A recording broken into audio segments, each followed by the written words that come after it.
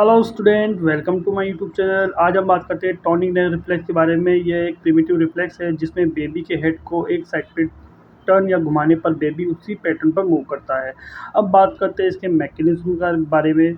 जैसे ही बेबी के हेड को एक साइड में टर्न करते हैं तो उसी साइड का आर्म और लेग एक्सटेंड या सीधा हो जाता है। डायग्राम में आपको दिख रहा होगा राइट साइड का हैंड और राइट साइड के लेग्स। ओके, अपोजिट साइड का जो आर्म और लेग्स है वो फ्लेक्स हो जाता है, ये आपको डायग्राम में दिख रहा होगा। ओके, इसे हम फैंसी रिफ्लेक्स भी बोलते हैं। ओके, अब बात करते हैं कब तक ये एट बर्थ तक रहता है और डिसअपेयर 3 to 4 मंथ में डिसअपेयर हो जाता है।